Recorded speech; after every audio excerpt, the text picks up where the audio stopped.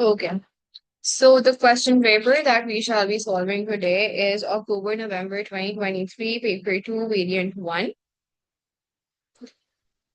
The first question states, scientists measured the concentration of sodium ions and potassium ions in the red blood cells and in the blood plasma of a group of people. The results are shown in table 4.1. So the mean concentration of sodium ions inside the red blood cells is 10 millimole per dm cube, whereas the concentration of sodium ions in the blood plasma is 100 millimoles per dm cube. If we talk about the mean concentration of potassium ions in the red blood cells, it's 100 millimoles per dm cube, whereas 4 millimole per dm cube in the blood plasma. So red blood cells में concentration of sodium ions is less and concentration of potassium ions is greater in comparison to the blood plasma.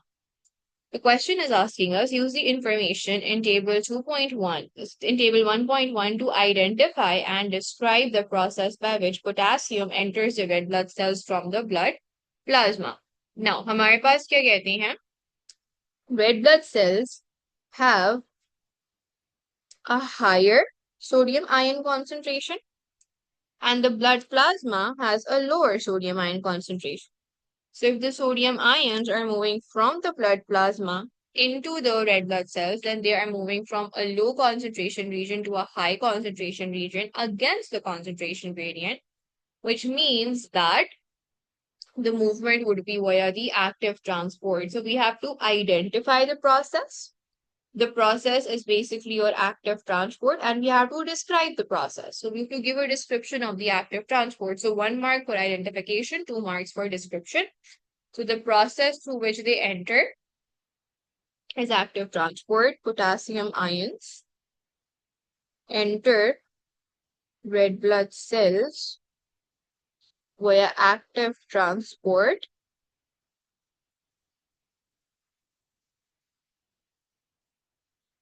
They move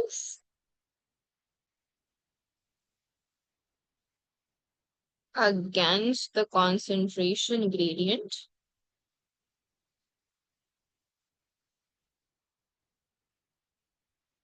using energy in the form of ATP.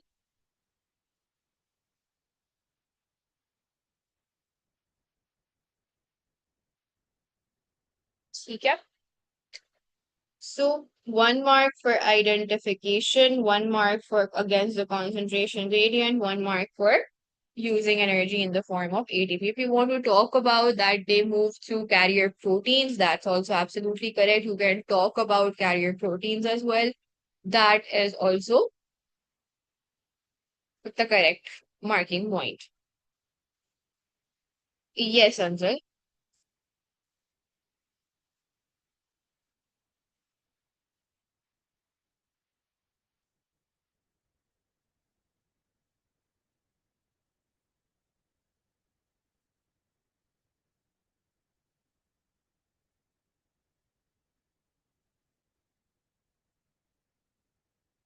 Okay, कोई बात नहीं. Sodium ions and oxygen molecules enter red blood cells. State one similarity and one difference between the processes used by sodium ions and oxygen molecules to enter red blood cells. Now, the mechanism through which oxygen enters the red blood cell is basically simple diffusion. हमारे पास जो gases हैं जो हमारे पास क्या कहते हैं ऑक्सीजन है और हमारे पास जो आपकी क्या कहते हैं कार्बन डाइऑक्साइड है they enter a cell via simple diffusion whereas अगर हम सोडियम आयंस की बात करें सोडियम आयंस की अंदर जो कॉन्सेंट्रेशन है that is low sodium ions की concentration inside the red blood cells is low and it is greater in the blood plasma so हमारे पास जो ये मूवमेंट होगी सोडियम आयंस की inside the red blood cell that is down the concentration gradient that is what do you say high concentration से low concentration जा रहा है but because हमारे पास sodium ions charged molecules हैं they can't diffuse directly to the phospholipid bilayer so instead of moving via simple diffusion sodium ions move through facilitated diffusion, they require a channel protein through which they will enter the RBC. Yes, you can totally write that neither of them require energy. Both the mechanisms, चाहे facilitated diffusion हो या simple diffusion हो, वो हमारे पास passive processes होते हैं. So one similarity would be um, the movement of oxygen and sodium ions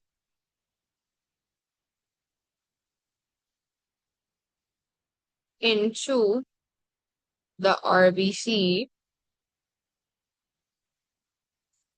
does not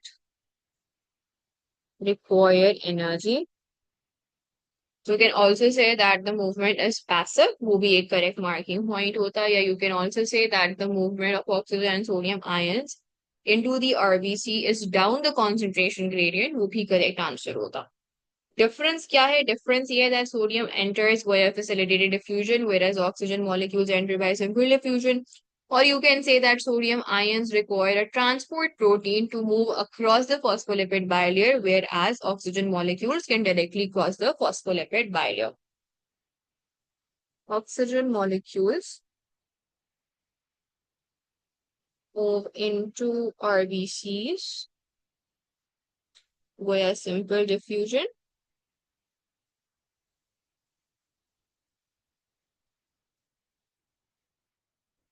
whereas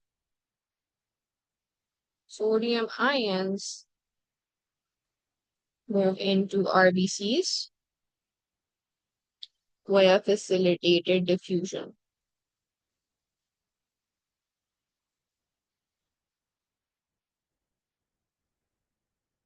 Chloride ions move across the membrane of human red blood cells in a process called the chloride shift. Explain why the chloride shift is important in the transport of carbon dioxide from respiring tissues.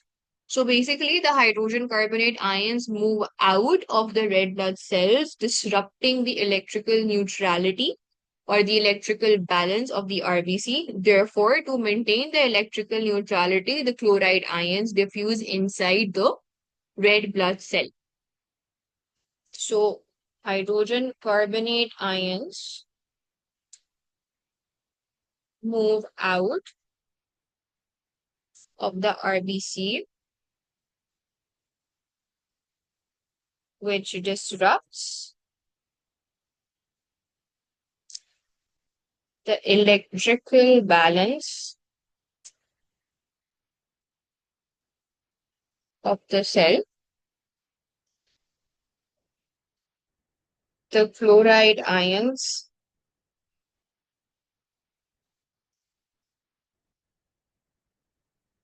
move inside RBC to maintain the cell's electrical neutrality.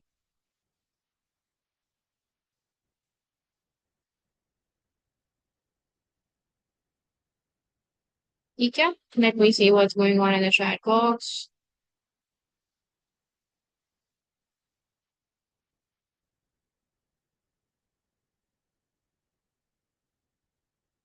Chloride ions aren't positive. Chloride ions are negative. हमारे पास basically negative ion क्योंकि बाहर जा रहा होता क्या है, हमारे पास जब कार्बोनिक एसिड बनता है, so the carbonic acid dissociates into protons and bicarbonate ions. Now, when the bicarbonate ion would move out of the RBC, हमारे पास ओवरऑल पॉजिटिव चार्ज इंक्रीज हो जाएगा, हमारे पास RBC charge particle charge cell बन जाएगा. क्यों? क्योंकि हमारे पास पहले क्या था, हाइड्रोजन आयन +1, बाइकार्बोनेट आयन -1. तो +1 -1 चार्जेस जो हैं वो इलेक्ट्रिकल बैलेंस क्रिएट कर रहे थे, हमारे पास आरबीसी न्यूट्रल था. But if the -1 charge moves out of the RBC, तो हमारे पास ओवरऑल पीछे एक ग्रेटर पॉजिटिव चार्ज रह जाएगा. We need to ensure that the electrical neutrality of the RBC is maintained, and hence to balance the positive hydrogen, something negative has to come in, and that something negative has to be a -1 ion, which in this case is the chloride ion. Scientists studied the uptake of a substance F by human red blood cells. The red blood cells were immersed in a solution of substance F for 30 minutes. After this time, the scientists recorded two observations. The cell surface membrane of the red blood cells showed infolding invagination, यानी कि जो हमारे पास red blood cells की cell membrane थी, उसमें हमें इस तरह की क्या कहते हैं फोल्डिंग्स या इन्वेजिनेशन नजर आना शुरू हुए and an increase in the number of vesicles in the cytoplasm.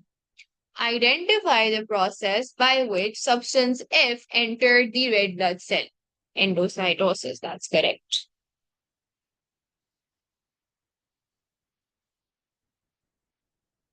देखो, endocytosis is basically the active uptake of a large molecule inside the RBCs via the infolding of the cell membrane. अब endocytosis में कोई liquid चीज भी vesicle के अंदर आ सकती है और कोई सॉलिड चीज भी आ सकती है. सो अब क्वेश्चन ये है, endocytosis is the umbrella term, यानी कि कोई भी चीज अगर मेम्ब्रेन बाउंड वेसिकल के थ्रू एंटर कर रही है सेल के अंदर, उसको हम एंडोसाइटोसिस बोलते हैं. बट हमारे पास साइंटिस्ट ने फर्दर ये किया कि हम सॉलिड के एंडोसाइटोसिस को डिफरेंट नाम दे देते हैं, फ्लूइड के लिक्विड के एंडोसाइटोसिस को डिफरेंट नाम दे देते हैं. So if through endocytosis the cell is taking in a solid molecule, then it would be phagocytosis. And if the cell is taking in a liquid, a solution, then it would be pinocytosis.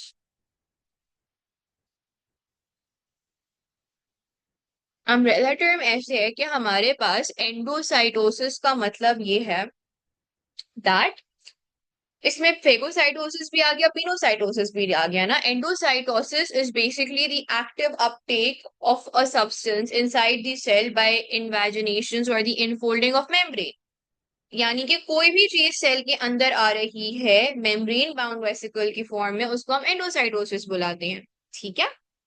But हमारे पास क्या कहते हैं scientist ने कहा कि भाई solids भी एंडोसाइटोसिस के थ्रू आते हैं, लिक्विड्स भी एंडोसाइटोसिस के थ्रू आते हैं, तो क्यों ना हम लिक्विड के एंडोसाइटोसिस को एक यूनिक नाम दें, सॉलिड के एंडोसाइटोसिस को एक यूनिक नाम दें. सो एंडोसाइटोसिस ही होता है फेगोसाइटोसिस और पिनोसाइटोसिस. लेकिन अगर हम फेगोसाइटोसिस बोल रहे हैं, so it is the endocytosis of solid particles, और अगर हम पिनोसाइटोसिस बोल रहे हैं तो it is the endocytosis of liquid particles. है दोनों एंडोसाइटोसिस, लेकिन एंडोसाइटोसिस में हमने फर्दर क्लासिफिकेशन कर दी है, फर्दर नाम दे दिया. ठीक है. सो इसीलिए हमारे पास जो बैक्टीरिया होता है, बैक्टीरिया एंडोसाइटोसिस के थ्रू अंदर आ रहा होता है. लेकिन क्योंकि बैक्टीरिया एक हमारे पास सॉलिड पार्टिकल है, सेल्स आर बेसिकली सॉलिड, तो क्योंकि एक सॉलिड पार्टिकल को, एक पैथोजन को डब्ल्यूबीसीज एंडोसाइटोसिस के थ्रू अंदर ले रहे होते हैं, तो उसको हम फेगोसाइटोसिस बुला रहे होते हैं. ठीक है. So pinocytosis is the endocytosis of liquids, whereas phagocytosis is the endocytosis of solids. ठीक है. क्लियर है. इट्स हाइड्रोफोबिक नहीं, हमारे पास हाइड्रोफिलिक चीजें बेसिकली हमारे पास एक्टिव ट्रांसपोर्ट, सॉरी, जो हमारे पास ये bulk transport it is an active process. और इसमें क्या कहते हैं, हमारे पास बेसिकली बल्क का मतलब होता है large amount, large quantity, bulk में कोई चीज आना. सो हमारे पास क्या कहते हैं, it's hydrophobic. No, it's hydrophobic is तो कैरेक्टरिस्टिक ऑफ अ सब्सटेंस ना. तो हमारे पास क्या कहते हैं, हाइड्रोफिलिक, हाइड्रोफोबिक, दोनों चीजें अगर वो लार्ज साइज में, वो बहुत ज्यादा अमाउंट में अंदर आ रही है, so they can not directly cross the 7 nanometers phospholipid bilayer and therefore they enter via endocytosis. Figure 2.1 is a transmission electron micrograph showing a section of a specialized epithelial cell found in the lining of the stomach. The cell produces extracellular proteins that are released into the bloodstream. So ये basically epithelial cells हैं lining of the stomach के. And these cells basically produce extracellular proteins which enter into the blood. Outline the role of structure X and structure Y as shown in figure 2.1 in the production of extracellular proteins. अच्छा जी, what is structure X and what is structure Y? हमारे पास क्या कहती हैं, how do you identify chromatin?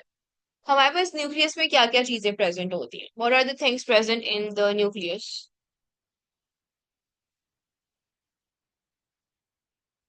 What's present inside a nucleus? Nucleolus? How is ER and RER present inside a nucleus, Ikra? I'm asking about the nucleus. Nucleus में हमारे पास दो चीजें present होती हैं, nucleolus which is a darkly stained ball like structure and we have chromatins. हमारे पास हम जब cell को देख रहे होते हैं ना इंटरफेस में, तो ना सेल हमें क्रोमोसोम वाली शेप में नजर आता है ना क्रोमेटिड्स की शेप में नजर आता है, हमें अनडिस्टिंग्विशेबल तरीके से नजर आता है। आपको यहाँ पे क्या कहते हैं 23 पेयर्स ऑफ क्रोमोसोम्स या 46 क्रोमोसोम नजर नहीं आ रहे, आपको बस एक मेशवर्क, एक नेटवर्क, एक अनडिस्टिंग्विशेबल फॉर्म ऑफ डीएनए नजर आ रहा है। उस अनडिस्टिंग्विशेबल फॉर्म ऑफ डीएनए को हम बुलाते हैं क्रोमेटिन। तो जब तक हमारे पास न्यूक्लियर एनवेलप में डीएनए एग्जिस्ट करता है हम उसे क्रोमेटिन बुलाते हैं। ठीक है, हमारे पास, आप मुझे बताओ, आपको कोई ball like darkly stained area कहाँ पर नजर आ रहा है in this diagram? Between X and Y, what would be the nucleolus? Darkly stained या densely stained region कहाँ पर है?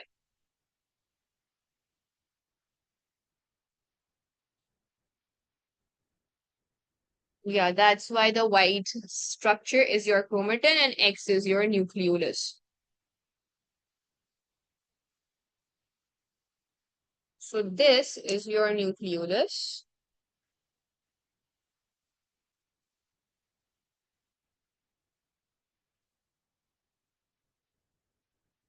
And this is your chromatin.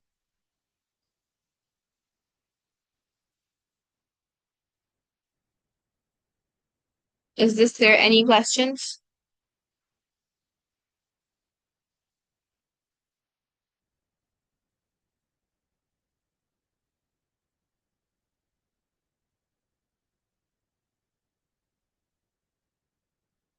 Okay, so we have to outline the role of structure X and structure Y as shown in figure 2.1 in the production of extracellular protein. So X is basically nucleolus, which is basically, उसका role क्या है?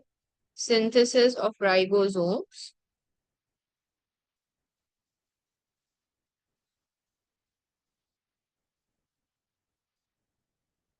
Structure Y is your chromatin.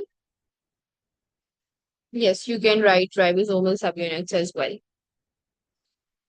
So the chromatin contains the genetic material, contains genes which code for polypeptides.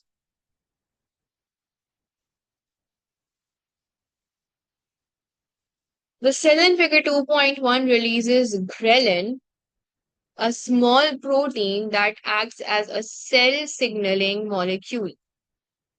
Figure 2.2 shows the sequence of amino acids in a ghrelin molecule.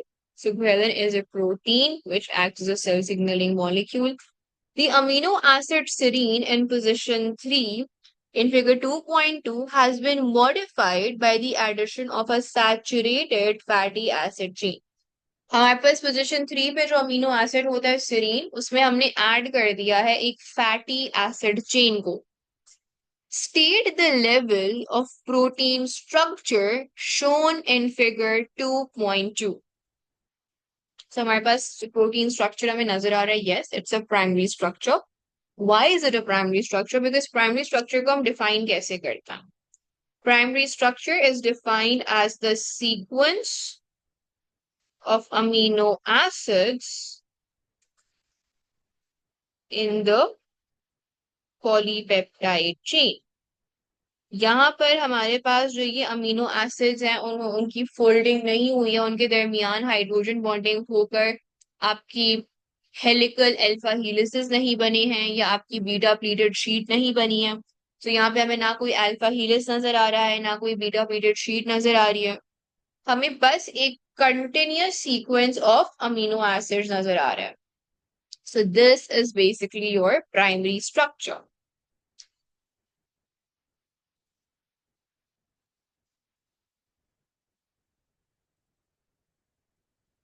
State one similarity between the structure of a saturated fatty acid molecule and an amino acid molecule. The presence of the carboxylic functional group. That's correct. तो हमारे पास क्या कहते हैं, अगर मैं आपसे कहूं कि आप मुझे किसी भी एसिड के बारे में बताओ तो आप मुझे बोलोगे कि एसिड में कुछ हो या ना हो C double bond O H जरूर होता है, राइट। और अगर मैं आपसे अमीनो एसिड का जनरल स्ट्रक्चर पूछूंगी तो आप मुझे बोलोगे कि अमीनो एसिड के जनरल स्ट्रक्चर में हमारे पास कार्बोक्सिल फंक्शनल ग्रुप जरूर होता है। So this is the similarity between an amino acid and a fatty acid, the presence of the carboxylic acid or the presence of the carboxyl functional group. Both have the carboxyl functional group.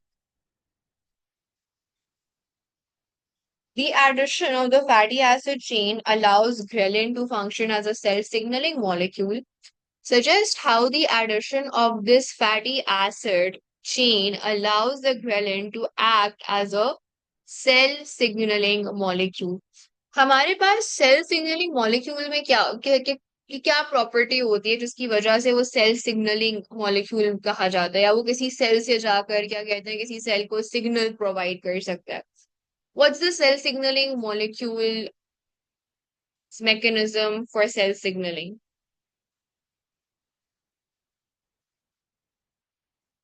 They are saying कि हमारे पास जब तक ghrelin में fatty acid chain नहीं लगी थी, ghrelin cell signalling molecule नहीं था।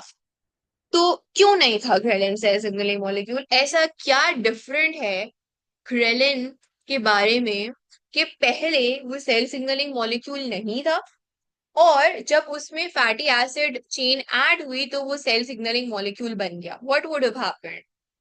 Why is the addition of the fatty acid chain important? Or if it wasn't a cell signaling molecule before this addition, why was it not a cell signaling molecule before this addition? Receptor antigen. Okay, but elaborate. Give me a proper answer. I don't want points. I want you to give me a proper statement about it. How would you connect?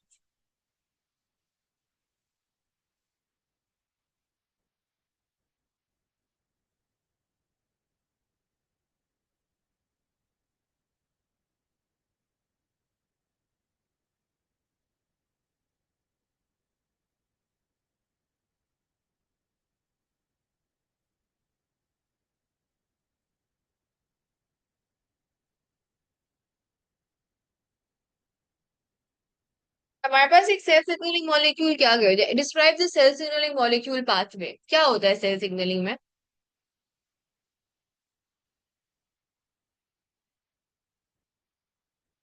What happens in cell signaling? There are receptors on cell surface membranes allowing it to attach to। बेटा antigen जो है वो cell surface के ऊपर है, antigen ही आपका receptor होता है, सही है। सो आपके पास क्या कहते हैं जो रिसेप्टर्स होते हैं सेल्स पे उनको हम एंटीजन बुलाते हैं। कोई भी चीज अगर किसी चीज से जाकर बाइंड करिए वो उसका रिसेप्टर है और उसको क्या कहते हैं हम एंटीजन बुलाते हैं। दे आर रिसेप्टर्स और cell surface membrane allowing it to attach to the cell signalling molecule. So what is the cause or what is the factor which allows the cell signaling molecule to attach to the receptor of its target cell? ऐसा क्या खुसूसियत होती है cell signalling molecule की जिसकी वजह से वो एक रिसेप्टर से बाइंड कर सकता है?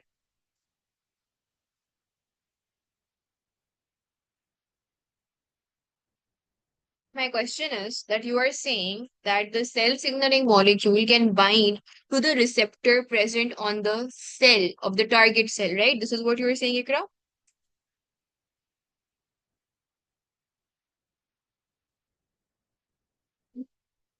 So अगर हमारे पास क्या कहते हैं सेल सिग्नलिंग मॉलिक्यूल अटैच कर रहा है रिसेप्टर से तो वो क्यों अटैच कर रहा है what is the property that the cell it's complementary it has a complementary shape.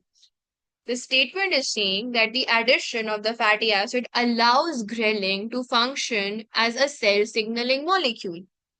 Suggest how the addition of this fatty acid chain allows ghrelin molecule to act as a cell signaling molecule. एक cell signalling molecule वो molecule होता है जो अपने target cell के receptor से bind कर सके और वो टारगेट सेल के रिसेप्टर से तभी बाइंड करेगा जब उसकी जो शेप है वो कॉम्प्लीमेंट्री होगी with the receptor on the target cell.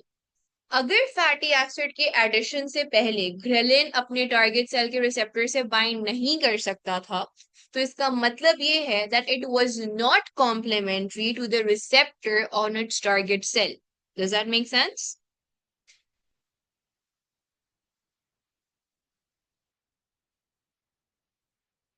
Okay what about the rest of you किसको नहीं समझ आ रहा कि यहाँ क्या हो रहा है क्या खिचड़ी पक रही है?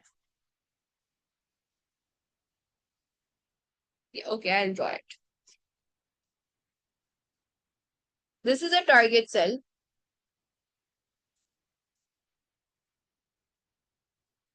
And this is the receptor on the target cell.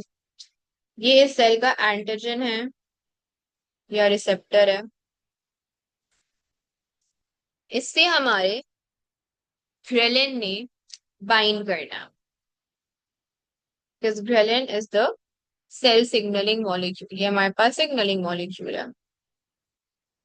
They are saying that the addition of the fatty acid chain allows ghrelin to function as a cell signaling molecule.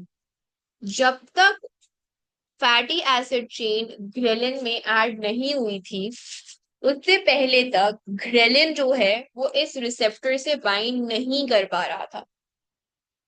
Suggest how the addition of the fatty acid chain allows a ghrelin molecule to act as a cell signaling molecule. Before the addition of the fatty acid, ghrelin was not binding to this receptor. But when the fatty acid chain was added to ghrelin, the shape of the ghrelin molecule became complementary to the receptor on the target cell, and due to this, the ghrelin could bind to the antigen on its target cell. Is this now clear? Yeah, a cell signaling molecule would bind to its target cell only if they are complementary. एक cell signaling molecule सिर्फ उसी receptor से bind कर सकता है जिससे उसकी shape complementary हो. अगर किसी चीज के एडिशन से पहले हमारा सिग्नलिंग मॉलिक्यूल बाइंड नहीं कर पा रहा अपने टारगेट सेल के रिसेप्टर से इसका मतलब यह है कि उसकी जो शेप है वो कॉम्प्लीमेंट्री नहीं है. ठीक है.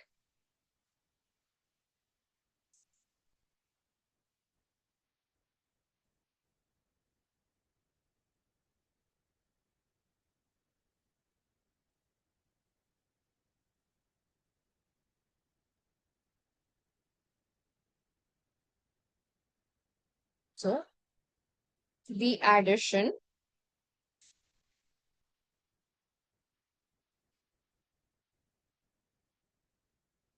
of fatty acid chain to ghrelin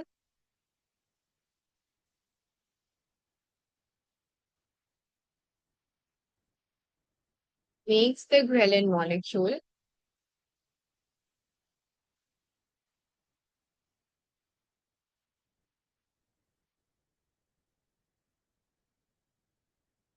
complementary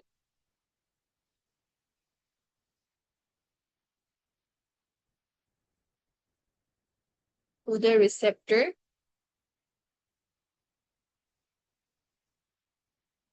on the target cell. Ghrelin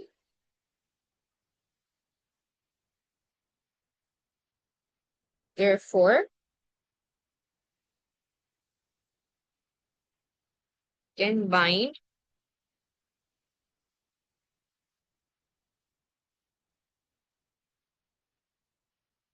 to the receptor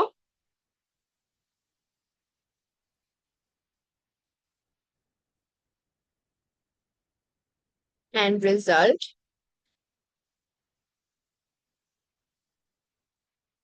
in a response to be produced in the target cell. Now, does anybody have any questions regarding this? कोई चीज जो अभी भी समझ नहीं आई हो?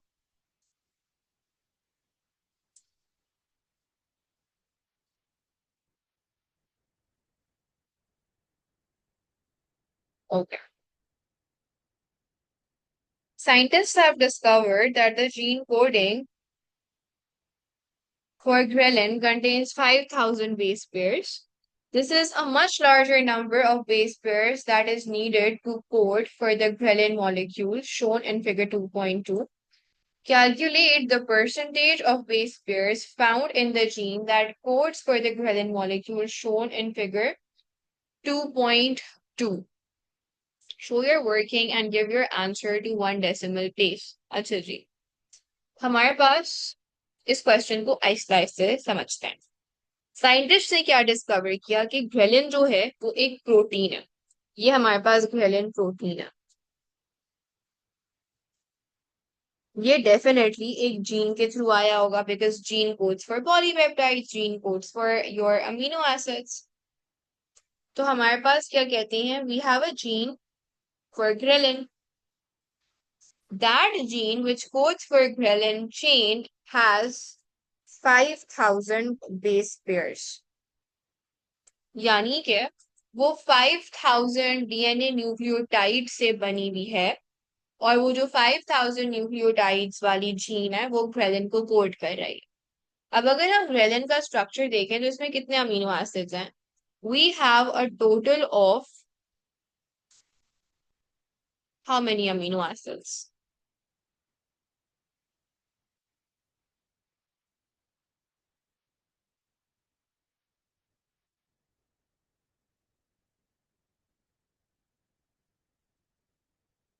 28. And what about the stop codon? Stop codon नहीं होता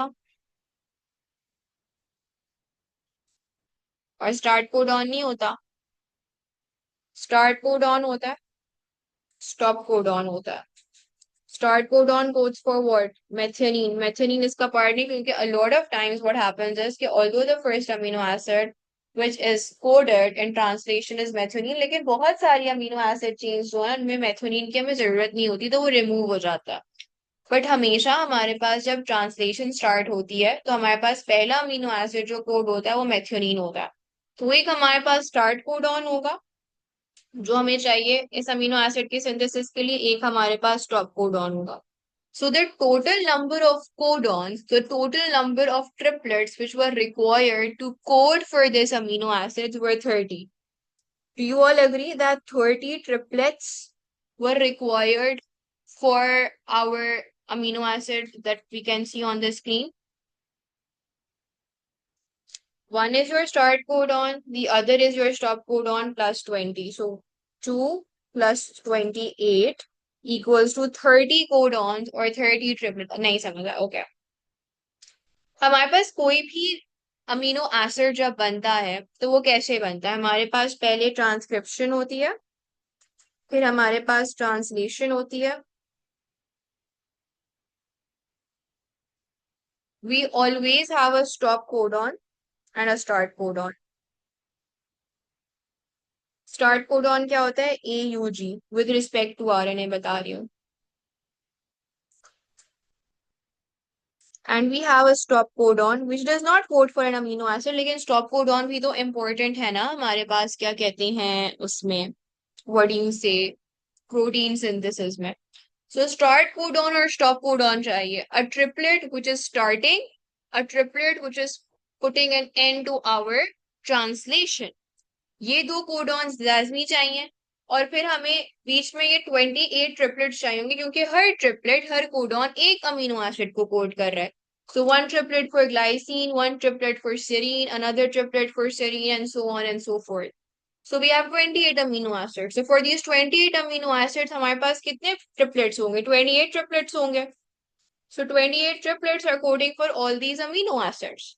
But other than these two amino acids, हमारे पास एक start codon होगा जिसने methionine के लिए कोड किया होगा. एक स्टॉप कोडॉन होगा जिसने किसी अमीनो एसिड के लिए कोड नहीं किया होगा, जस्ट वो हमारे पास ट्रांसलेशन टर्मिनेटर के तौर पर एग्जिस्ट करता है. So a total of 30 base triplets were required. So 30 base triplets का मतलब है कि हमारे पास 30 times 3 nucleotides या 30 times 3 bases were required. So what's 30 times 3? 90. Is that correct? So in total we had 90 bases which were responsible for the synthesis of this protein known as ghrelin. Do you all agree?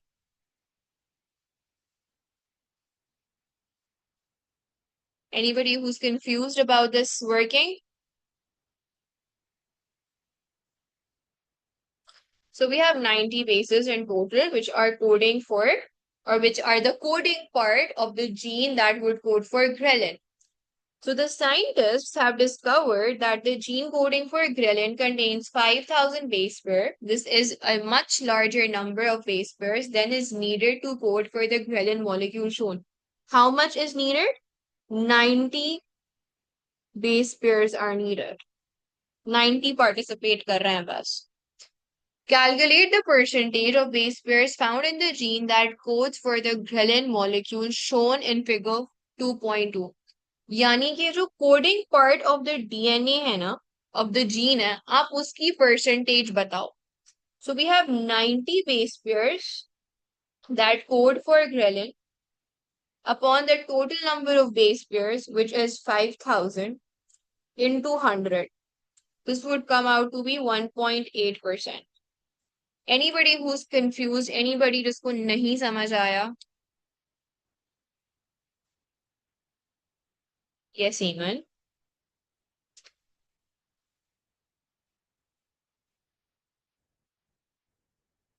Then you will not get 1 mark. अगर आप stop code on and start code on को क्या कहते हैं consider नहीं करोगे तो आपका 1 मार्क डिडक्ट हो जाएगा, बिकॉज आपका आंसर एक्यूरेट नहीं है. Because without the start code on and stop code on you cannot code for the amino acid now. Let's just give me a second. Just give me a second. I'll be back.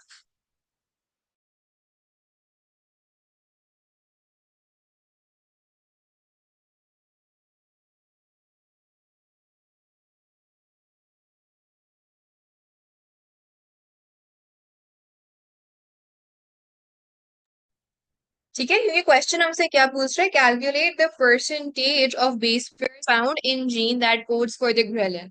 हमारे पास हमें उतनी basis को include करना है जो कि important है, which are necessary for the coding of the protein ghrelin. Start codon and stop codon के बगैर हमारे पास क्या कहते हैं, जो ग्रेलिन है वो कोड हो नहीं सकता. Okay, my voice is lagging, just give me a second.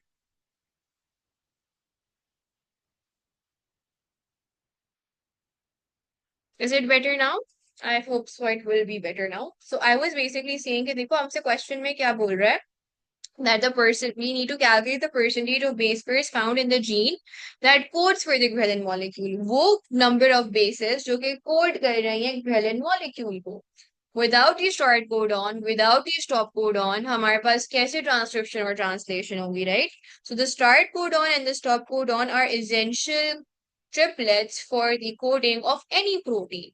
तो हम जब भी include करेंगे the triplets, the codons necessary for coding a protein, we will always include the start codon and the stop codon and the triplets which were needed to code for the number of amino acids present in the polypeptide chain.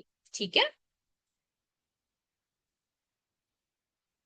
The primary transcript produced from the ghrelin gene is a longer molecule than the mRNA found in the cytoplasm. Primary transcript हमारा immature RNA होता है जो कि post translational modification, post transcriptional modification से गुजर कर बनता है हमारे पास मेच्योर mRNA, जो कि जाता है हमारे पास राइबोसोम्स पे फॉर ट्रांसलेशन.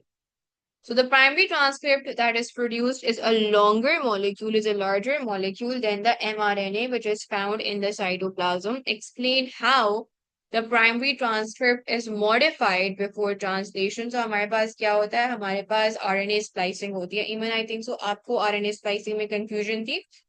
So इस question से आपकी वो clear हो जाएगी. हमारे पास जो डीएनए होता है उसमें हमारे पास क्या कहते हैं, कोडिंग सेक्शंस होते हैं और नॉन कोडिंग सेक्शंस होते हैं. फॉर एग्जाम्पल ये हमारे पास कोडिंग है, ये हमारे पास नॉन कोडिंग है.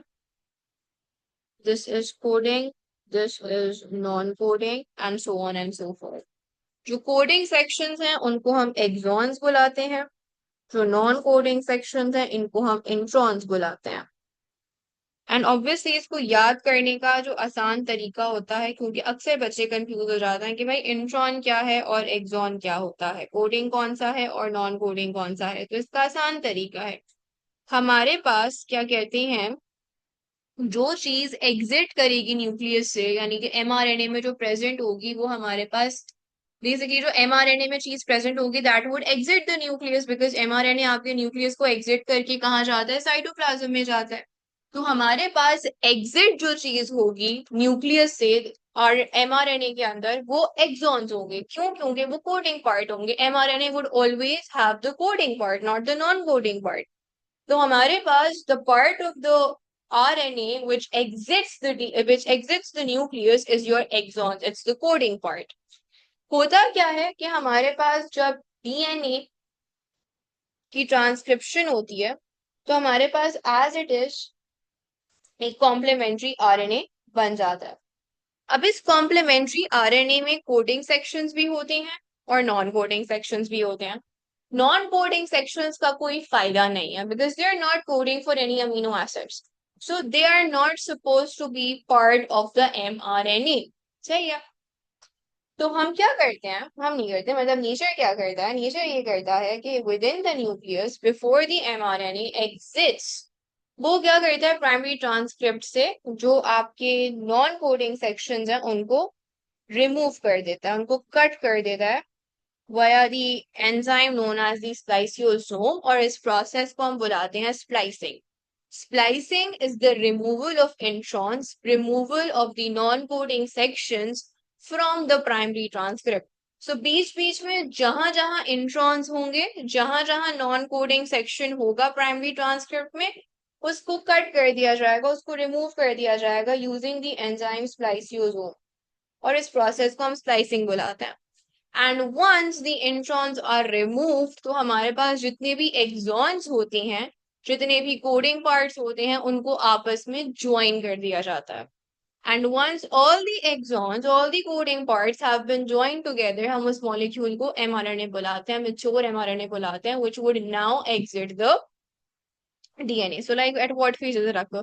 It's the post-transcriptional modification.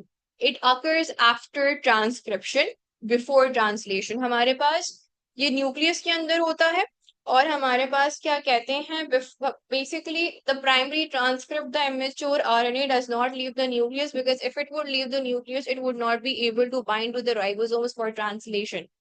So we need to do certain changes in our primary transcript to make it able enough to bind to the ribosomes for translation. इस process को हम post transcriptional modification कहते हैं. इसमें हमारे पास splicing होती है और इसके अलावा स्प्लाइसिंग के अलावा एक और चीज, दो और चीजें होती हैं, polyadenylation at the 3' end and the 5' guanine capping. So ये तीन चीजें होती हैं post transcriptional modification में. In this question, they're only asking us about splicing, that the primary transcript produced from the ghrelin molecule, from the ghrelin gene, is a longer molecule than the mRNA found in the cytoplasm. Explain how the primary transcript is modified before translation. We will simply say that the introns are removed via splicing and the exons are joined together to form the mRNA, and therefore the mRNA is smaller in length than the primary transcript. Introns are removed from the primary transcript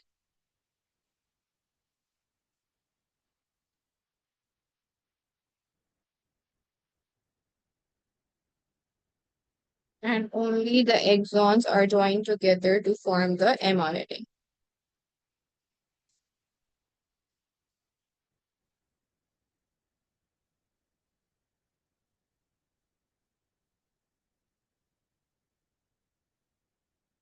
So yes, we'll keep it till here and we'll complete the rest of the paper in the next session, which we'll have at 9:30 p.m. PST.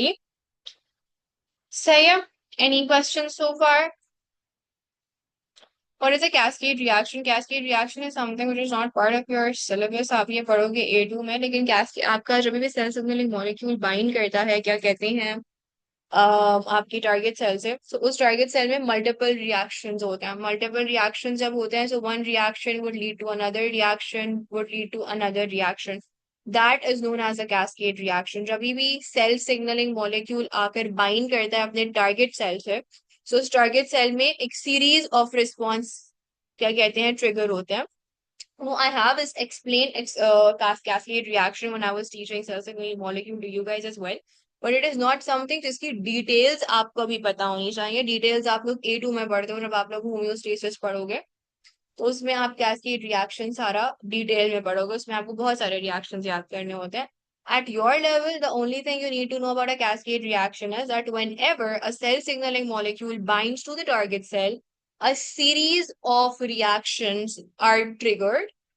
Cascade का मतलब होता है एक चीज which is leading to another to another to another. जैसे कि for example आप line से बहुत सारी बॉटल्स को खड़ा कर दो और आप पहली बॉटल को अगर गिराओगे तो बाकी जितनी भी बॉटल है वो वन आफ्टर द अदर गिर जाएंगे. उसको हम कैस्केड कहते हैं. So cascade reaction is basically a multiple a series of reaction taking one after the other. तो ये कब होता है? ये तब होता है जब सेल सिग्नलिंग मॉलिक्यूल आकर आपके टारगेट सेल से बाइंड करता है. So target cell में a series of reactions or a cascade of reaction is triggered. सही है? Okay, so I shall see you guys in a few hours. You guys can send them over. I'll answer them on the group. Thank you so much, Eamon. I love this hydration advice always because I suck at staying hydrated. Okay, take care. Love to see you guys soon. Okay, let's just give me a second. I'll start my screen share.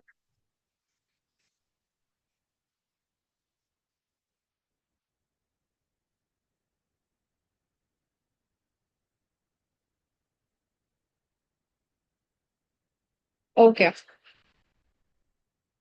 so we were basically doing winter 2023 paper 2, variant 1. We've done the first two questions. We're left with the remaining four questions. Plants have specialized cells for the efficient transport of assimilates. Table 3.1 shows some of the features of two different types of cell found in plant tissue which are adapted for the efficient transport of assimilates. We know that the plant tissue which is responsible for the transport of assimilates is your phloem. And the phloem is basically made up of sieve tube elements and your companion cells. Now, they're asking us that there is a table 3.1, which shows some features of two different types of cell found in plant tissue, yani ke phloem in this case, for the efficient transport of assimilates. Many plasmodesmata connect type A cells with type B cells. We know that the sieve tube elements are connected with the companion cells via the plasmodesmata. Identify cell type A and explain why the plasmodesmata are important. So we have to identify cell type A. Now, if we look at cell type A, the cell type A has cytoplasm.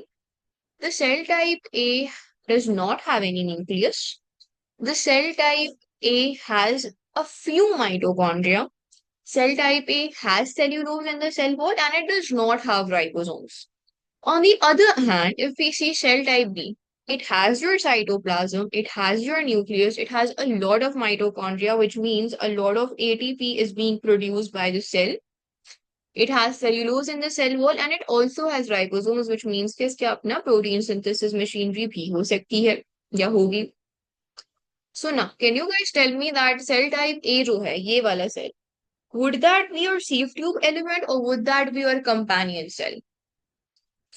So cell type A would be your sieve tube element because we know that sieve tube element में scanty cytoplasm होता है. बिल्कुल edges पे थोड़ा थोड़ा boundaries पे हमारे पास थोड़ा सा साइटोप्लाज्म होता है एंड उनमें खाली माइटोकॉन्ड्रिया और एंडोप्लाज्मिक रेटिकुलम ही पाए जाते हैं, वो भी बहुत छोटी क्वांटिटी में, बहुत कम क्वांटिटी में, सिर्फ उसी एरिया में जहां पर क्या होता है हमारे पास क्या कहते हैं स्कैंटी साइटोप्लाज्म होता है. सो we have to tell that cell type A is the sieve tube element.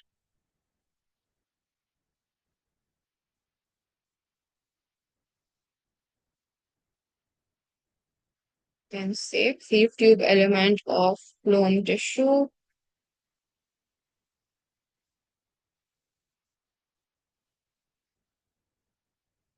And the explanation that we need to provide is for why their plasmodesmata are important to connect type A cells with type B cells. So basically, the plasmodesmata allow for the efficient or fast diffusion of sucrose from companion cells to the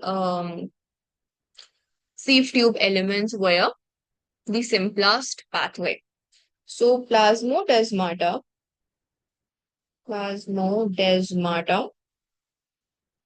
connect cell type A with cell type B, which are your companion cells, allowing fast diffusion, or you can say efficient diffusion of sucrose from companion cells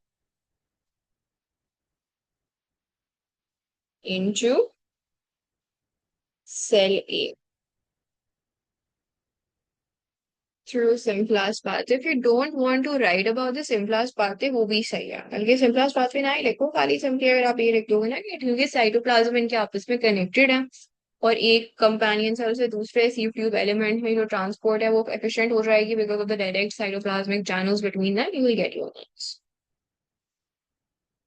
the polysaccharide callose, अब इसको गलती से बच्चे क्या पढ़ लेंगे, cellulose पढ़ लेंगे. So please be very vigilant, very efficient whiles reading the question statement. ये सेल्यूलोज नहीं है, ये कैलोज है.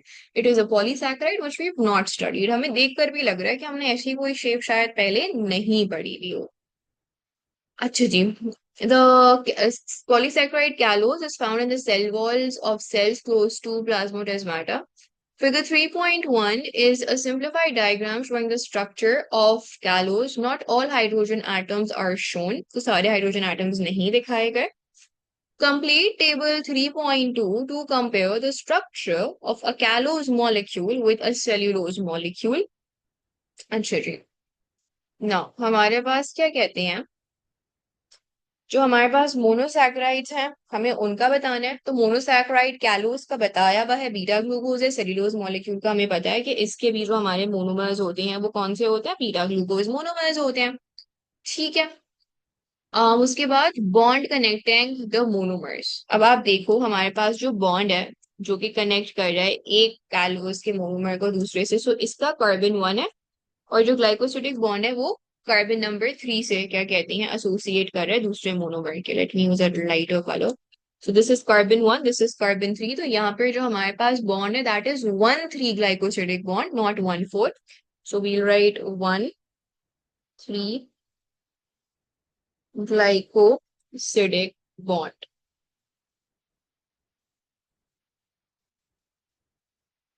शेप ऑफ मॉलिक्यूल, हमारे पास कैलोज मॉलिक्यूल जो है उन्होंने बताया हुआ है हेलिकल है, हेलिक्स बनाता है. और हमें सेल्यूलोज का पता है cellulose is a linear molecule.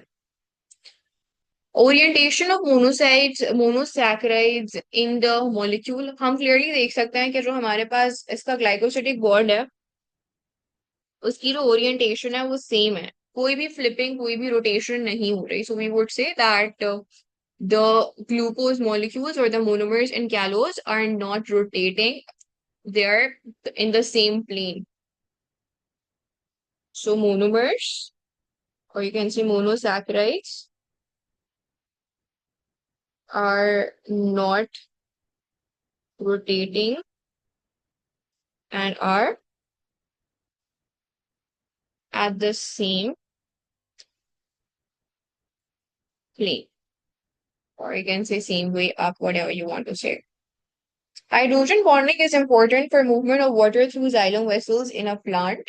Describe the roles of hydrogen bonding in the movement of water through xylem vessels. So we will be talking about adhesion and cohesion कि हमारे पास जब xylem move करता है, sorry, water में xylem move करता है because of the transpiration pull. It is moving upwards and it moves in a continuous column. The reason why water is able to move in a continuous column is because of the cohesive forces, the forces of attraction between water molecules, and the adhesive forces, which are the forces of attraction between water molecules with the cell wall of the xylem vessel.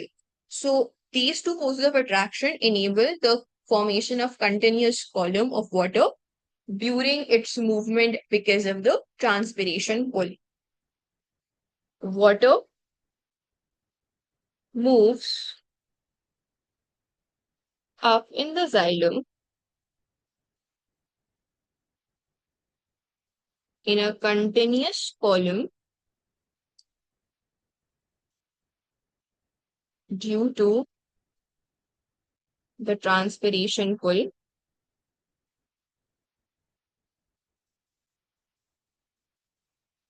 This movement is due to, you can say this continuous movement. I can say a second.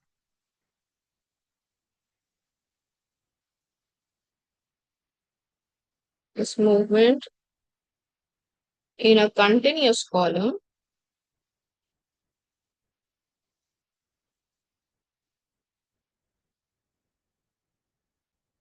is due to the cohesive forces between water molecules and the adhesive forces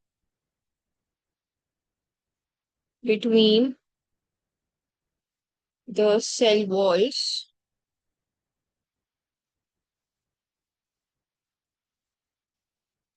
of the xylem vessel and water. Water that has traveled through xylem vessels reaches the leaves. Cooling of the leaf occurs as a result of the evaporation of water during transpiration. Water has a high latent heat of vaporization because water molecules form hydrogen bonds. With reference to hydrogen bonding, suggest why the cooling of the leaf occurs as a result of evaporation of water during transpiration. हम ये चीज बहुत दफा discuss कर चुके हैं. I want you guys to try and answer this question for me. I'm giving you guys 2 to 3 minutes. Please write your answers to this question in the chat box.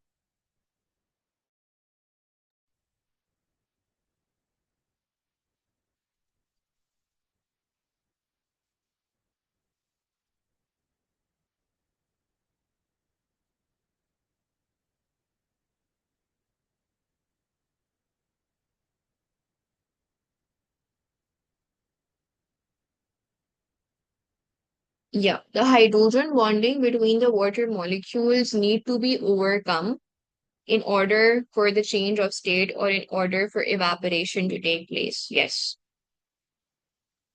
So the hydrogen bonding needs to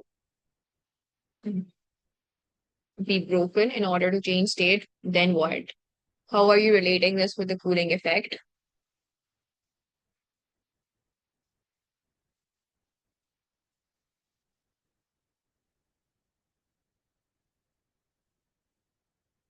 We can say as hydrogen bonding breaks, so state changes, then due to the loss of energy, evaporation takes place. हमारे पास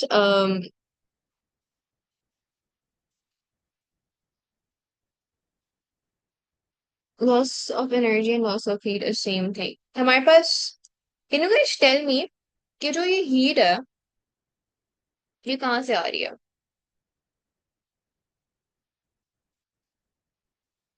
Where is this heat coming from?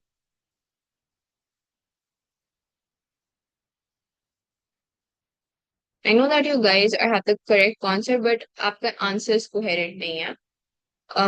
So I want you guys to explain me one by one क्या हो रहा है. अभी भूल जाओ कि मुझे आंसर लिख के देना, मुझे समझाओ क्या होता है. Just tell me what's happening according to you. Step by step मुझे ये process समझाओ.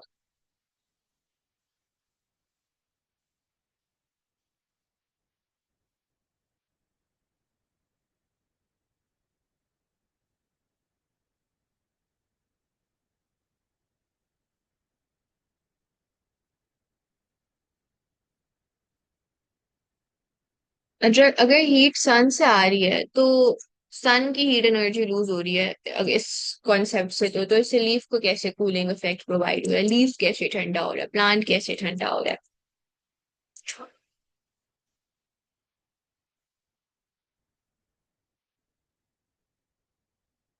तो वो जो हीट है वो किसकी हीट है? जो हीट लूज हो रही है वो क्या चीज, कौन सी चीज हीट लूज कर रही है? Heat is use to convert electric to water vapour, ठीक है.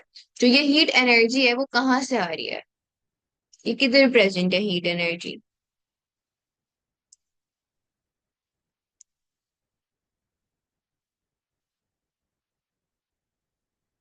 They are saying that water that has traveled through xylem vessels reaches the leaf.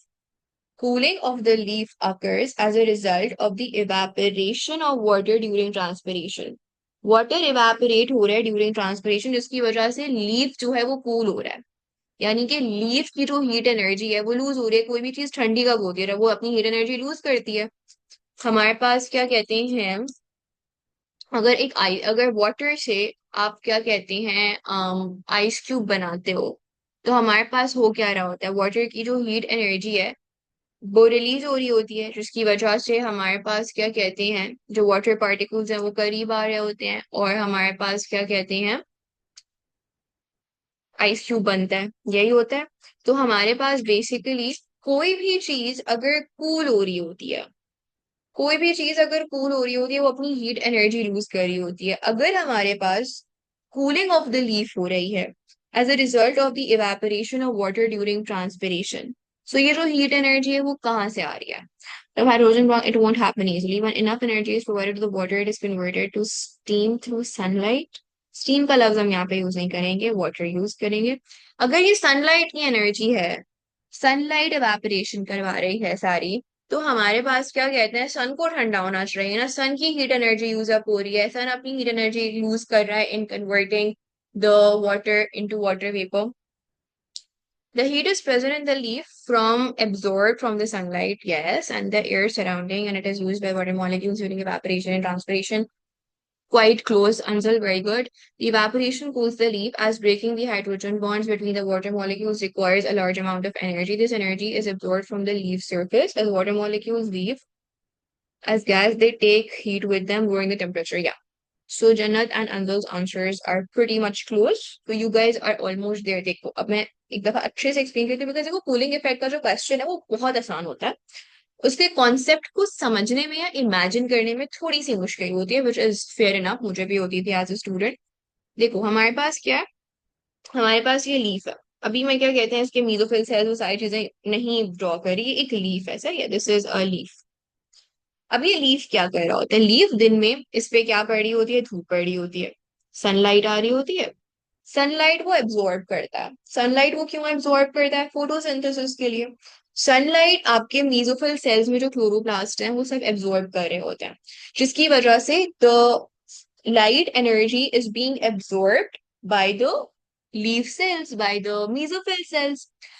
For example, कभी भी क्या कहते हैं, अगर हम बल्ब पे भी अपना हाथ रखें तो आपने फील किया होगा कि जो बल्ब होता है वो गर्म होता है। क्यों? क्योंकि लाइट, जब भी किसी चीज से लाइट के अंदर भी एक हीट एनर्जी होती है, right?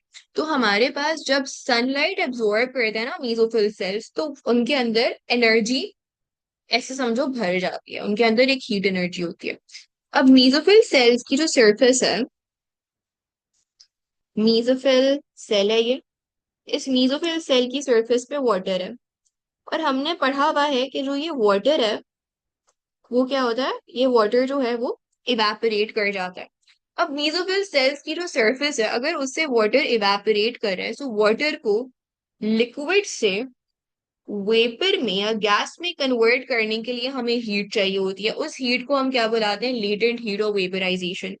The amount of energy required to convert a liquid into gas. तो हमारे पास इस पूरे प्रोसेस में हीट एनर्जी यूज हो रही होगी।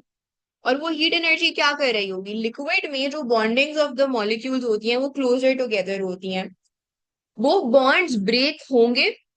लिक्विड जो वाटर के मॉलिक्यूल्स हैं जो लिक्विड स्टेट में थे वो फार अपार्ट होंगे बॉन्ड ब्रेकिंग की वजह से, तभी वो गैस में कन्वर्ट होंगे। So the heat energy inside the leaf is used to convert the liquid or the moisture on the surface of the mesophyll cell into vapor. तो वो जो हीट एनर्जी यूज कर रहे होंगे हम लिक्विड वाटर को vapour में convert करने के लिए, लीफ उस एनर्जी को लूज कर रहा होगा ना, बिकॉज वो सारी हीट एनर्जी यूज अप हो रही है इन दिस कन्वर्जन। तो जब लिक्विड से हमारे पास वेपर बन जाएंगे तो वो हीट एनर्जी भी रिलीज हो जाएगी, हीट एनर्जी भी लूज हो जाएगी। हमारे पास हाई लेटेंट हीट और वेपराइजेशन का क्या मतलब होता है? थोड़े से भी वाटर को इवेपोरेट करने के लिए बहुत ज्यादा हीट एनर्जी रिक्वायर्ड होती है। अगर थोड़ा सा भी वाटर मेसोफिल सेल की सरफेस से इवेपोरेट होगा तो बहुत ज्यादा हीट एनर्जी लूज हो जाएगी मेसोफिल सेल से, due to which the leaf would become cooler. Is this clear now? Coherence और क्रोनोलॉजी समझ आ रही है कि हमारे पास जो हीट है, जो एनर्जी है with in the mesophyll cells, वो एनर्जी क्या करती है? आपके मेसोफिल सेल की सरफेस पे जो वाटर है उसको वेपराइज करती है। जब भी कोई चीज लिक्विड से वेपर में कन्वर्ट होती है उसको हीट चाहिए होती है। वो हीट कहाँ से आ रही होती है? वो हीट आ रही होती है आपके पास मेसोफिल सेल से। मेसोफिल सेल्स की जो हीट है वो कन्वर्ट करती है लिक्विड को वेपर में। जब वो इतनी ज्यादा एनर्जी थोड़े से ही वाटर को कन्वर्ट करने में लूज कर देगा, तो जब वो एनर्जी लूज हो जाएगी तो वो ठंडा फील करेगा। ठीक है? Yes, I will obviously upload the recordings. पिछले सारे पेपर्स की रिकॉर्डिंग भी मैंने अपलोड कर दिया, इसकी भी मैं आफ्टर द क्लास अपलोड कर दूंगी मैं। सो heat energy of the leaf is used to break the hydrogen bonds of the water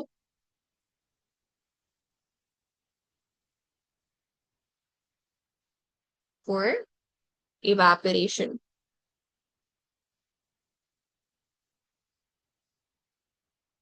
Thus, during evaporation,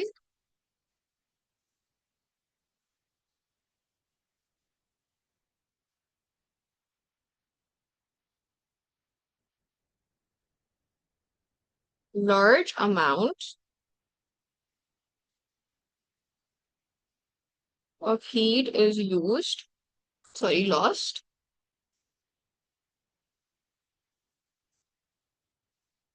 to vaporize small amount of water, in turn cooling the leaf. Is this now clear? ऐसे आप सबको ही concept पता था. Everybody had the concept. It's just that how we need to properly articulate it in our answer. Some people who are infected with HIV develop HIV/AIDS. Figure 4.1 shows the number of people that have been newly infected with HIV in 2018 across the world. and the percentage changes in the number of new infections since 2010. So इस figure में हमारे पास पूरा world map है and they are saying कि हमारे पास इस data में उन्होंने बताया हुआ है कि 2018 में कितने नए एचआईवी के इन्फेक्शंस हुए लोगों में, कितने ज्यादा लोगों को एचआईवी हुआ, और फिर 2018 के जो इन्फेक्टेड एचआईवी पेशेंट्स हैं उस डेटा को कंपेयर किया गया with the data of the infected people in 2010 to see कि 2010 से 2018 में किसी रीजन में एचआईवी के केसेस की परसेंटेज इंक्रीज हुई है कि परसेंटेज डिक्रीज हुई है. State the full name of the pathogen HIV. So it is the human immunodeficiency virus.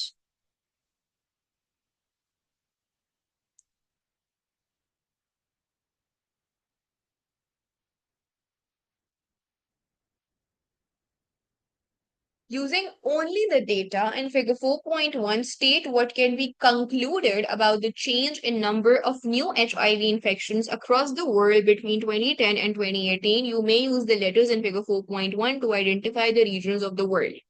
So हमें जो डेटा दिया हुआ है उस डेटा को देखते हुए हमें बताना है कि किस तरह से हमारे पास number of new HIV infections have changed around the world between 2010 and 2018.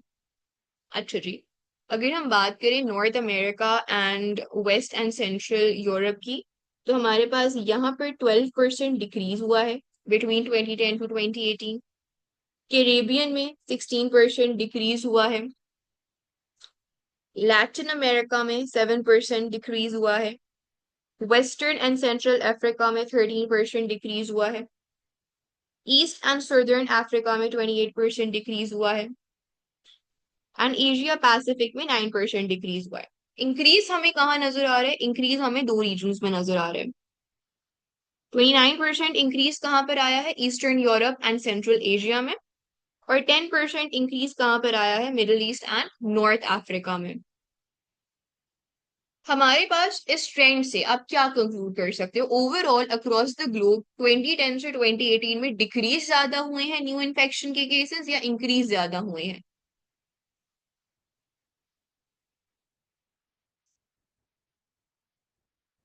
What's the overall global trend in the number of people that have been newly infected with HIV between 2010 to 2018? So there has been an overall decrease. So we can say that हमारी जो major conclusion है, हमारी major conclusion ये होगी that overall there is a decrease, there has been a decrease in the percentage of infections in majority regions around the globe. तो ये तो हमारी ये conclusion हो गई. We have our first conclusion. Second, हमारे पास क्या कहती हैं, कहाँ पर डिक्रीज नहीं हुआ है? हम उन एरियाज की बात कर लेते हैं. The only areas where there was an increase in the percentage of new cases of HIV were your region B and region D. फिर हम बात करते हैं कि कहाँ पर सबसे हाईएस्ट डिक्रीज आया है, कहाँ पर सबसे हाईएस्ट इंक्रीज आया है. सो हाईएस्ट डिक्रीज जो है वो आपके पास एरिया ई में आया है, that 28% cases have decreased in east and southern Africa.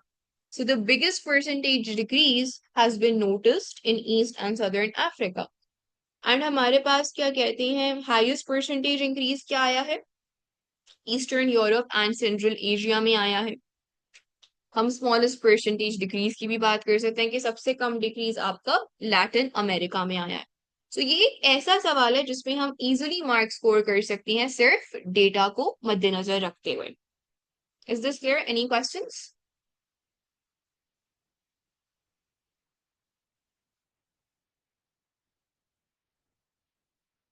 Now let's come to the next part.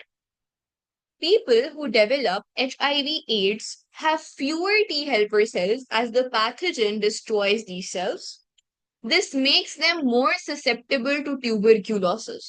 Susceptible का मतलब मैं पहले भी बता चुकी हूँ, फिर से रिपीट कर देती हूँ. Susceptible का मतलब होता है vulnerable, at a greater risk. So people who have HIV/AIDS have a greater risk or are more vulnerable to develop tuberculosis. Explain why people with HIV/AIDS are more likely to develop TB. Again, I'm giving you guys 5 minutes, ये लंबा answer है. I want you guys to write this answer for your own self so that I can assess. हमने ये 2-3 दफा discuss किया हुआ है. It is a very repeated question and it's a question which is very easy to score marks and इसमें आराम से full marks आ सकते हैं. So I'm giving you guys 5 minutes. Please write your answers for this question. कोई भी सवाल हो, कोई भी confusion हो रही हो आंसर लिखते हुए, chat box में पूछ लेना. I'll be answering your questions.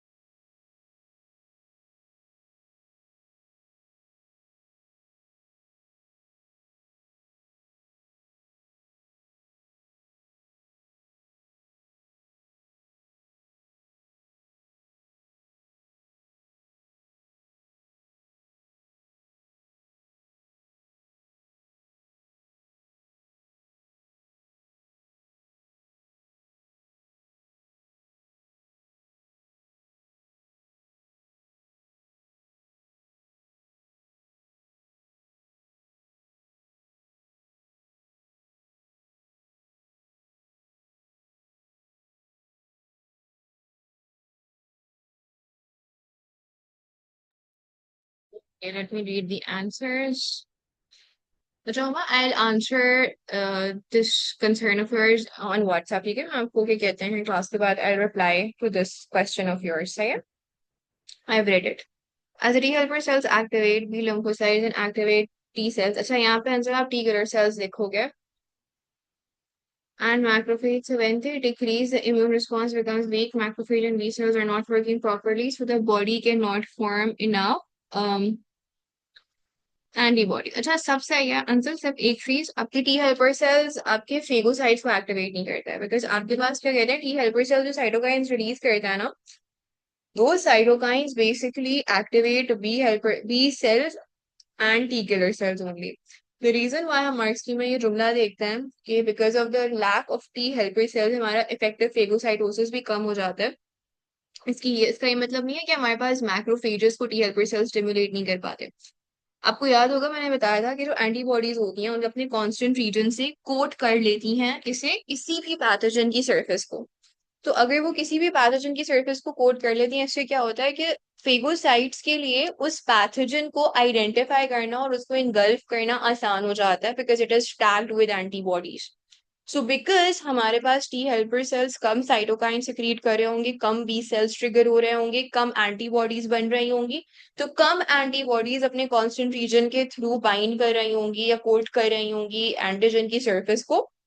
जिसकी वजह से हमारे पास इफेक्टिव फेगोसाइटोसिस कम हो जाएगा सो जो हमारा फेगोसाइटोसिस कम होता है ना टी हेल्पर सेल्स के काउंट की डिक्रीज की वजह से वो इस वजह से होता है not because that T helper cells can't activate macrophages because T helper cells आपके मैक्रोफेजेस को क्या कहते हैं ट्रिगर नहीं करता so less antibodies fight against pathogens yes हमारे पास बेसिकली एंटीबॉडीज कम होंगे सो एंटीबॉडीज कम होने की वजह से इफेक्टिव फाइगोसाइटोसिस भी कम हो जाएगा so let's write this down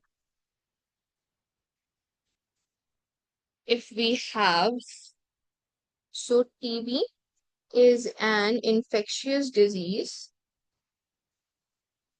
infectious I struggle so much with remembering the spelling of infectious I hope it's correct is an infectious disease and since the number of T helper cells is less in HIV AIDS patients. Is this ThelperCell cells in HIV AIDS patients? Less cytokines are secreted. Therefore, less B cells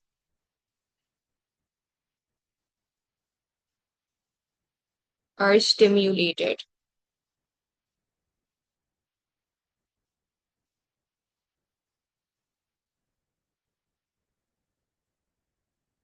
Since less B cells are stimulated, less antibodies are secreted.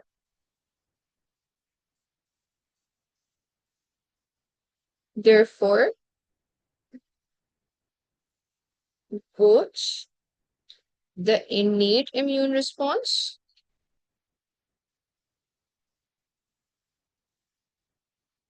and adaptive immune response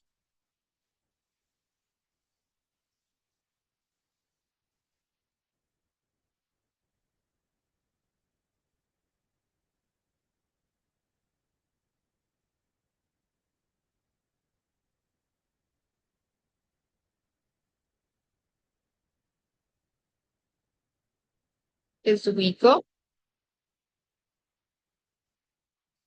Thus, lesser TB pathogen are destroyed. Let me read your question. Answer. Out of 6 questions, there's always like a thinking-based question that has a scenario. Yeah, at least one and sometimes two. तो होते ही हैं. A person infected with HIV may develop a heart condition called cardiac tamponade. The pericardium is a thin sac surrounding the heart as shown. So हमारे पास pericardium में बहुत एक layer होती है जो कि हमारे हार्ट को सराउंड किए हुए होती है. As shown in the healthy heart in figure 4.2, when a person develops cardiac tamponade, the pericardium starts to fill with blood. This prevents the ventricles functioning efficiently. People with cardiac tamponade experience a variety of symptoms, including low blood pressure and increased breathing rate. Suggest why a person with cardiac tamponade would experience symptoms of low blood pressure and an increased breathing rate. यहाँ पर क्या हो रहा है? यहाँ पर ये कह रहे हैं हम कि हमारे पास एक लेयर होती है, एक कवरिंग होती है जिसको हम बुलाते हैं पेरिकार्डियम. सही है. नॉर्मल कंडीशंस में हमारे पास जो ब्लड है वो क्या करता है, वो हमारे पास ब्लड पेरिकार्डियम में एंटर नहीं करता. हमारे पास वेंट्रिकल्स में आता है और वेंट्रिकल से फिर वो या तो अयोटा में चला जाएगा लेफ्ट वेंट्रिकल से, और राइट वेंट्रिकल से वो पल्मोनरी आर्टरी में चला जाएगा. अब ये हमारे पास हार्ट ऑफ अ पेशेंट है विद कार्डियक टेम्पोनेट, और उन्होंने बताया कि कार्डियक टेम्पोनेट के जो पेशेंट्स हैं उनके पेरिकार्डियम में ब्लड फिल होना शुरू हो जाता है, जिसकी वजह से हमारे पास क्या कहती हैं, जो पेशेंट है उसका ब्लड प्रेशर लो हो जाता है और ब्रीथिंग रेट इंक्रीज हो जाता है. ऐसा क्यों होता है? देखो, अगर हमारे पास वेंट्रिकल्स जो हैं, वेंट्रिकल्स ब्लड कहाँ पंप कर रहे होते हैं? वेंट्रिकल्स अपना सारा ब्लड पंप कर रहे होते हैं into the aorta. Over here what is happening is that हमारे पास जो ब्लड है वो सारे का सारा वेंट्रिकल से अयोटा में नहीं जा रहा. A volume of blood is also filling up the pericardium. So overall जो blood pump हो रहा होगा into the aorta and the pulmonary artery, that would be less.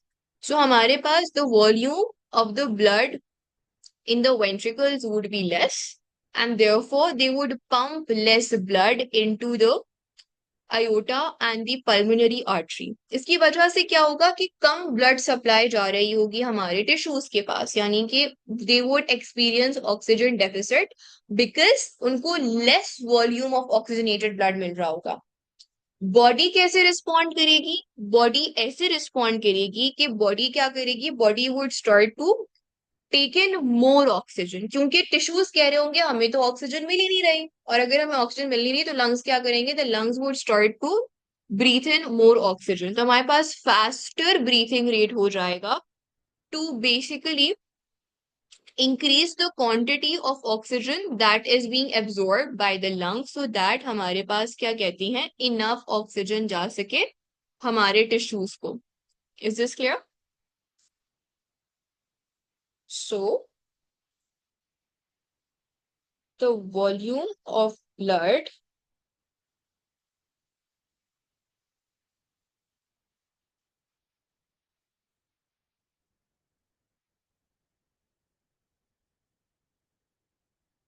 would be less as blood is also filling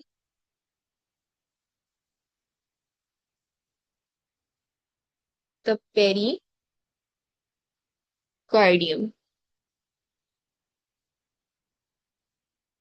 which means less blood is being pumped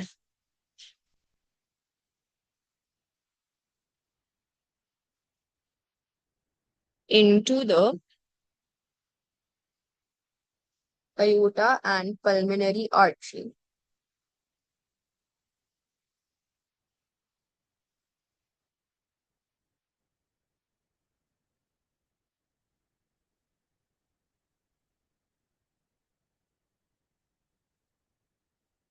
This means less amount of oxygenated blood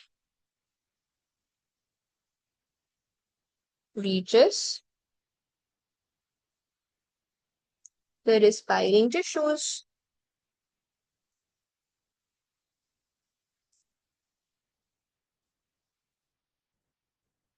To overcome the oxygen deficit experienced by the tissues, lungs start to take in more oxygen, thus increased breathing rate. Any confusion about this answer? कोई चीज जो समझ नहीं आई हो इस case में?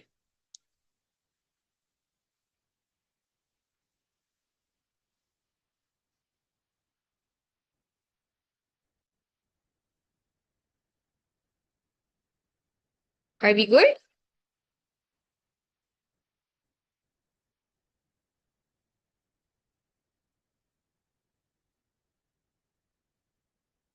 Okay. Figure 5.1 is a photomicrograph of a transverse section of a bronchus in the lungs. Identify the tissue labeled T in figure 5.1. हमें पता है bronchus में क्या होती है? Discs of cartilages होती हैं, irregular plates of cartilages होती हैं. तो हमारे पास tissue T क्या है? Tissue T is cartilage. Describe the function of smooth muscles in the bronchus. So the smooth muscles contract and relax, which help in regulating the airflow into the other gas exchange surfaces. तो हमारे पास जब हमारे smooth muscles contract करेंगे तो जो lumen diameter है वो कम हो जाएगा ब्रोंकस का, जिसकी वजह से कम एयर जा रही होगी बाकी गैस एक्सचेंज सर्फेसेस को। और जब हमारे पास ब्रोंकस की जो स्मूथ मसल्स हैं वो रिलैक्स करेंगे तो ल्यूमन डायमीटर इंक्रीज हो जाएगा, जिसकी वजह से ज्यादा वॉल्यूम ऑफ एयर जा रहा होगा गैस एक्सचेंज सर्फेसेस को। So we would say smooth muscles contract and relax, which changes the diameter of the lumen,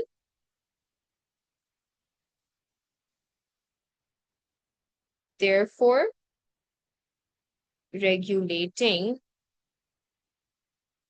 the amount of air entering other gas exchange surfaces. Actually, just gas exchange surface कर दो, इससे basically कितनी air alveoli तक जा रही है वो regulate हो रही है.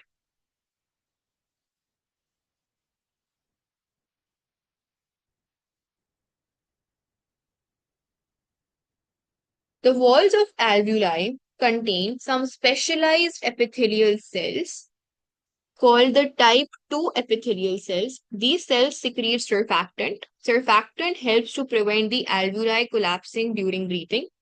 Surfactant contains phospholipid, cholesterol, and protein. The components of surfactant are synthesized in the rough endoplasmic reticulum and the smooth endoplasmic reticulum. Obviously बात है जो हमारे पास प्रोटीन है वो कहाँ पर सिंथेसाइज हो रहा होगा? वो सिंथेसाइज हो रहा होगा आरईआर में, एंड फॉस्फोलिपिड और कोलेस्ट्रॉल जो है वो सिंथेसाइज हो रहा होगा स्मूथ एंडोप्लाज्मिक रेटिकुलम में, and they are then pass to the Golgi body. तो हमारे पास प्रोटीन्स आ रहे होंगे गोल्जी के पास आरईआर से, और गोल्जी के पास लिपिड्स आ रहे होंगे एससीआर से। The surfactant that is produced is stored in secretory organelles called lamellar bodies. तो हमारे पास एक दफा जब गोल्जी प्रोटीन्स को, फॉस्फोलिपिड को और कोलेस्ट्रॉल को कंबाइन करके सर्फैक्टेंट बना लेता है, तो वो सर्फैक्टेंट आपके सिक्रीटरी ऑर्गेनील्स या आप समझ लो मेम्ब्रेन बाउंड ऑर्गेनील्स में या मेम्ब्रेन बाउंड वेसिकल में स्टोर्ड रहते हैं। और उन ऑर्गेनील्स या उन वेसिकल्स को जिनमें सर्फैक्टेंट स्टोर्ड रहता है हम क्या बुलाते हैं? लेमुलर बॉडीज बुलाते हैं। The surfactant in the lamellar bodies is released onto the surface of the alveolar epithelium. I'm so sorry about this. The surfactant in the lamellar bodies is released onto the surface of the alveolar epithelium by exocytosis, as shown in figure 5.2. तो हमारे पास ये exocytosis हो रहा है surfactant का. Each lamellar body is surrounded by a single membrane. Draw a diagram to show the arrangement of phospholipid molecules in the membrane surrounding the lamellar body. हमारे पास कोई भी membrane हो वो कौन सी होती है? फॉस्फोलिपिड बाइलेयर की मेम्ब्रेन होती है. So we would basically show the phospholipid bilayer over here. So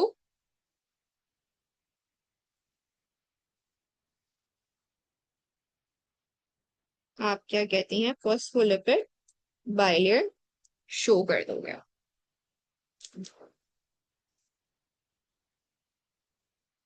Scientists studying the production and secretion of lung surfactant have discovered that a reduction in cholesterol in the cell surface membrane of type 2 epithelial cell reduces the secretion of surfactant. If the cholesterol in cell membrane is less, तो हमारे पास secretion of surfactant भी less होती है. Suggest why secretion of surfactant is affected by a reduction in cholesterol in the cell surface membranes of type 2 epithelial cells. हमारे पास क्या कहते हैं? क्वेश्चन ये पूछ रहा है कि अगर हमारे पास कम कोलेस्ट्रॉल है तो हमारे पास कम सर्फैक्टेंट क्यों रिलीज होगा? सिक्रीशन ऑफ सर्फैक्टेंट कैसे होती है? एक्सोसाइटोसिस के थ्रू होती है. What is the role of cholesterol in our cell surface membrane? Cell surface membrane क्या करता है?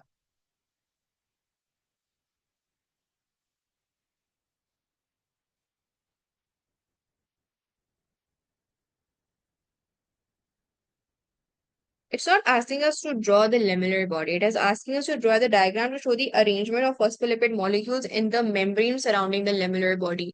हमारे पास हमें मेम्ब्रेन की अरेंजमेंट शो करनी है. Show the arrangement of phospholipid molecules in the membrane surrounding the lamellar body. तो हमारे पास क्या कहते हैं? आप अगर अगर आप सेल सरफेस मेम्ब्रेन की भी बात करो, सेल ऐसा है और मैं आपको बोलूं सेल सरफेस मेम्ब्रेन में arrangement of phospholipid molecules show करो, तो आप ऐसे ही ड्रॉ करके दिखाओगे ना मुझे? और would you draw it differently if I ask you to draw it?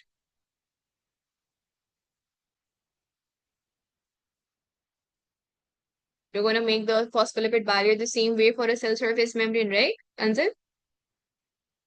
So, अगर हमारे पास सेल राउंड है या सेल की रेगुलर शेप है या सेल की क्यूबॉइडल शेप है, रिगार्डलेस ऑफ द शेप, हमारे पास हम ऐसे ही फॉस्फोलिपिड बाइलियर या arrangement of phospholipid molecules in the membrane show करते हैं, तो हम लेमिनर बॉडी की भी ऐसे ही शो करेंगे.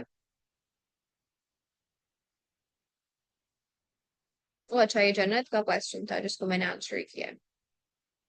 एनीवेज, तो फिर आप सबने क्या बोला कि हमारे पास जो कोलेस्ट्रॉल है that regulates membrane fluidity. Question हमसे क्या पूछ रहा है? Let's repeat.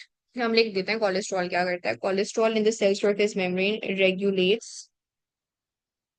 Membrane fluidity. अच्छा, अगर कम कोलेस्ट्रॉल है तो हमारे पास मेम्ब्रेन फ्लूइडिटी ज्यादा होगी या कम होगी? If there is less cholesterol in cell membrane, would the fluidity be greater or it would be lesser?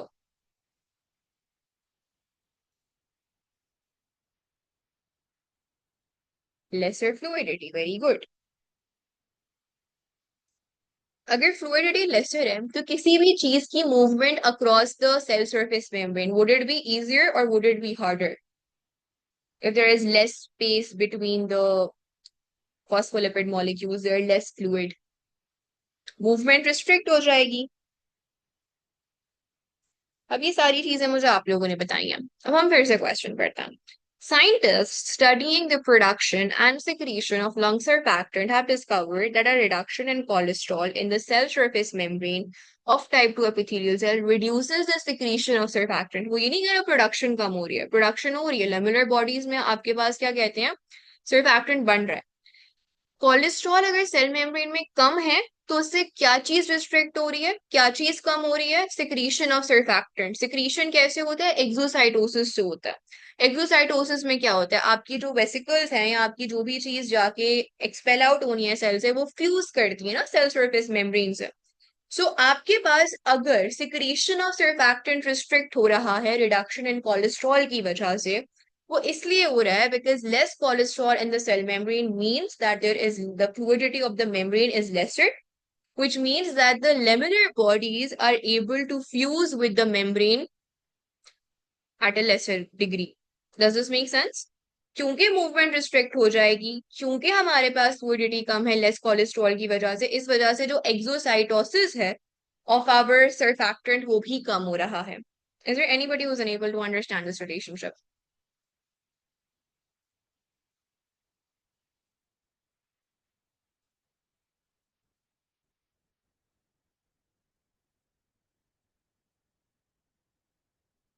Clear है सबको? कोई क्वेश्चन है सो प्लीज आस्क.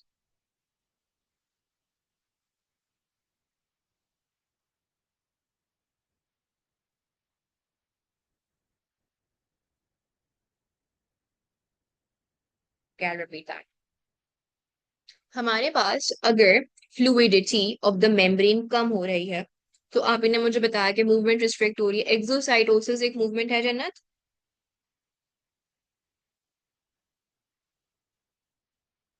So अगर मेरे पास they are saying suggest why secretion of surfactant is affected by reduction in cholesterol in the cell surface membranes. वो क्यों होगी? क्योंकि हमारे पास less cholesterol है, so हमारी जो membrane fluidity है it is less, due to which the fusion of the lamellar body for the secretion of exocytosis would also be less. इसको आप ऐसे समझो कि हमारे पास let's say मेरे पास एक फ्लेक्सिबल बॉक्स है और एक मेरे पास बहुत रिजिड बॉक्स है. अब मुझे थोड़ा एग्जैक्टली जो मेरे बॉक्स का साइज है उतने साइज की मुझे कोई चीज फिट इन करनी है. सो फ्लेक्सिबल बॉक्स में मैं क्या कहते हैं एक लार्ज चीज को फिट इन कर सकती हूँ क्योंकि उसकी फ्लेक्सिबिलिटी ज्यादा है. लेकिन एक रिजिड बॉक्स में मैं किसी बड़ी चीज को इजीली फिट नहीं कर पाऊंगी क्योंकि उसकी फ्लेक्सिबिलिटी कम है. Is that correct?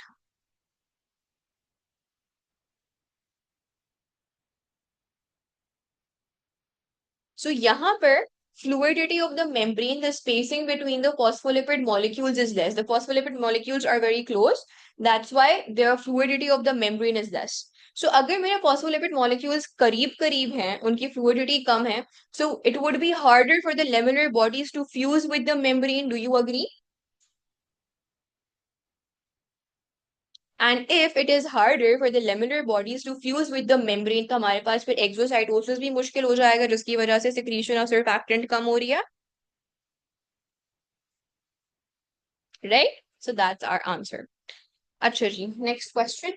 अच्छा डोंट वरी, तो मैं आंसर्स नहीं लिखी ना, वो जब मैं अपलोड करूंगी क्या कहते हैं पेपर, आपको लिखे हुए मिलेंगे. Don't worry about that.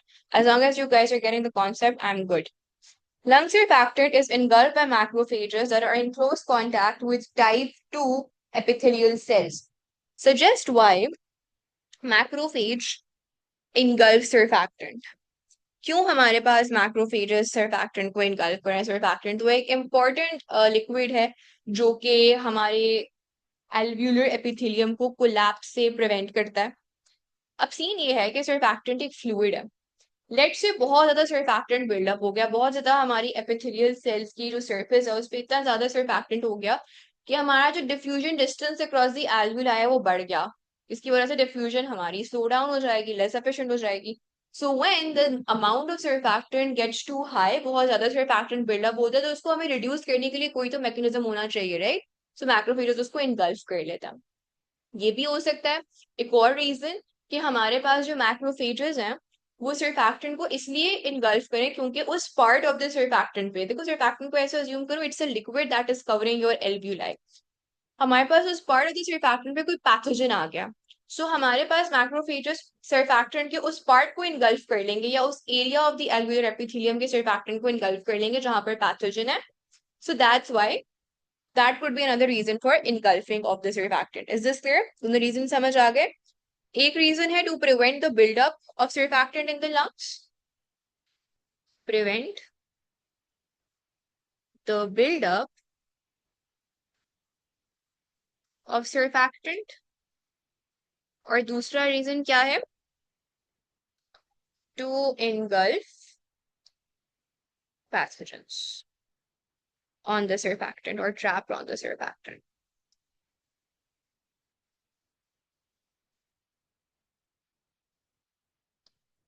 Last question and then you guys will be free. State the name of the phase of the mitotic cell cycle during which DNA replication occurs. Very easy. S phase. During research, scientists can use modified nucleotides to prevent elongation of a polynucleotide chain during DNA replication.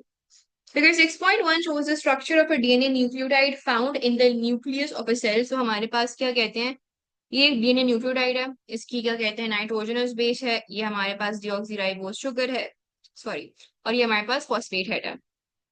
Figure 6.2 shows the structure of a modified nucleotide. Modified nucleotide में हमारे पास क्या चीज modify हुई भी है, ये same है, फॉस्फेट ग्रुप सेम है. आप ये देखो हमारे पास OH की जगह क्या है, H है. कार्बन नंबर 3 पे हमारे पास OH प्रेजेंट नहीं है, सिर्फ H प्रेजेंट है. Suggest how the structure of the modified nucleotide prevents DNA polymerase joining it to another nucleotide. We've done a similar question, I think so, in the past paper which we were doing yesterday or the day before yesterday. So, हमारे पास carbon number 3 पे OH नहीं है. Carbon number 3 पे अगर OH नहीं है तो हमारे पास क्या होगा?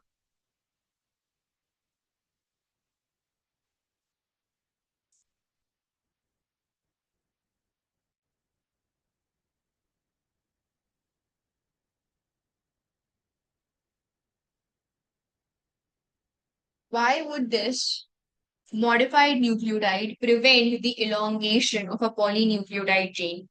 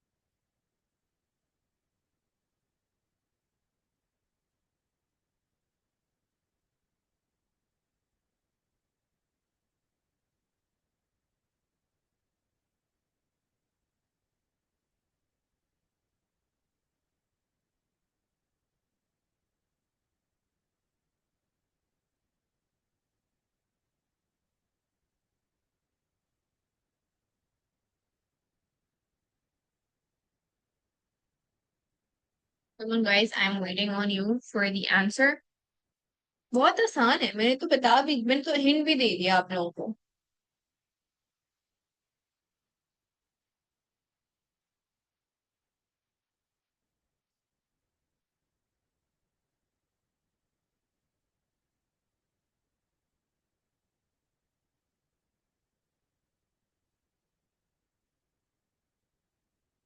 Condensation reaction vote. अगर हमारे पास क्या कहते हैं, जो कंडेंसेशन रिएक्शन है उसमें क्या होता है, क्या हमारे पास जो कार्बन नंबर 3 पे OH है वो कंबाइन होता है हमारे पास क्या कहती हैं दूसरे न्यूक्लियोटाइड के फॉस्फेट ग्रुप से. अब let's say this particular modified nucleotide is associated with a DNA strand. एक DNA strand synthesize हो रहा है, उसमें बहुत सारे न्यूक्लियोटाइड्स हैं, 1 2 3 4 5 6. अब इसके पास जो फॉस्फेट ग्रुप है, इस फॉस्फेट ग्रुप के थ्रू वो हमारे पास जो इलोंगेटिंग पॉलीन्यूक्लियोटाइड स्ट्रैंड है उससे हमारे पास ये मॉडिफाइड न्यूक्लियोटाइड तो ऐड हो जाएगा. लेकिन once this modified nucleotide has been added to the elongating DNA chain, इसके बाद कोई और न्यूक्लियोटाइड जो है वो ऐड नहीं हो पाएगा. क्यों नहीं हो पाएगा? बिकॉज हमारे पास इस न्यूक्लियोटाइड का जो फॉस्फेट ग्रुप होगा, that phosphate group does not have an OH on carbon number 3 to form a phosphodiester bond. So, the modified nucleotide does not have a OH on carbon 3, thus it cannot form a phosphodiester bond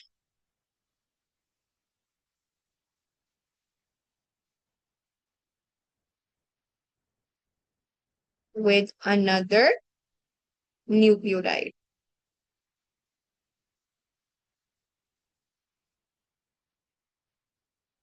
RNA aptamers are short, single-stranded RNA molecules that can be used to study some infectious diseases. Scientists studying an infectious disease in animals investigated the effect of RNA aptamers on the activity of RNA polymerase that is produced by the pathogen. The aptamers bind to a specific region of the RNA polymerase. Figure 6.1 shows the effect of two aptamers, F47 and F52, on the activity of RNA polymerase produced by the pathogen. With reference to table 6.1, compare the effect of the aptamers on the affinity of RNA polymerase for its substrate. अच्छा जी, हमारे पास affinity को हम कैसे analyse करते हैं through the Km value. हमारे पास Km value अगर लो होगी तो अफिनिटी हाई है, और अगर Km वैल्यू हाई है तो अफिनिटी लो है. इनवर्स रिलेशनशिप होता है. ठीक है.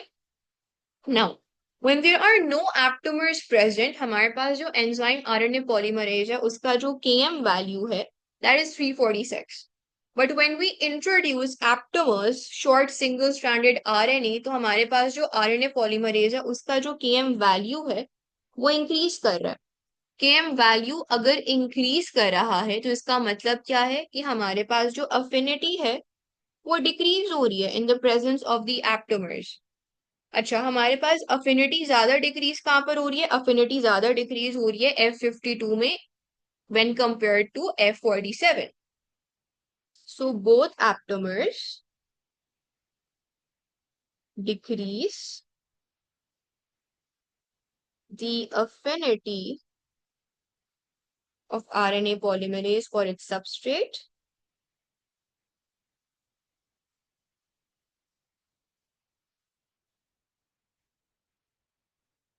F52 decreases the affinity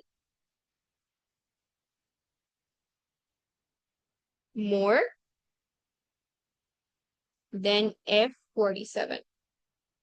With reference to table 6.1, suggest explanations for the effect of the presence of an aptamer on the rate of transcription catalyzed by RNA polymerase. Aptamers क्या थे? Aptamers ये थे कि हमारे पास इनको ऐड करने से हमारी जो affinity है of the enzyme for its substrate वो change हो रही है. अब अगर हमारे पास affinity जो है वो change हो रही है, यानी enzyme substrate complexes कम बन रहे हैं, so can we say कि हमारे पास because of the presence of aptamers the tertiary structure or the active site shape of the enzyme would change? Is that a correct statement? Is that a correct conclusion?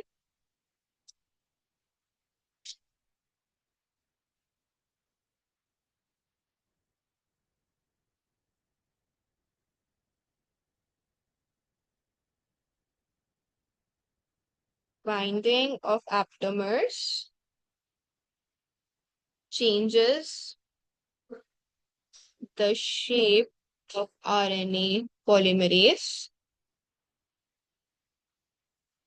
जिसकी वजह से it becomes less complementary to the RNA nucleotides, less complexes form,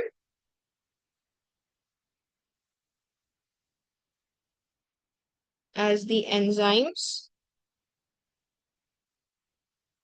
active site is no longer complementary to its substrate.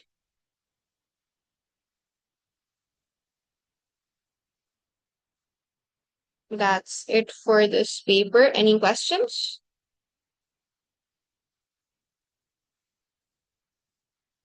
Okay, good. So inshallah, I shall be seeing you guys tomorrow. Take care. Allah Hafiz.